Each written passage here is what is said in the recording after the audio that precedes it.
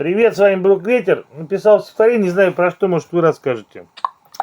Я не выйду из тени, мне незачем рваться на свет.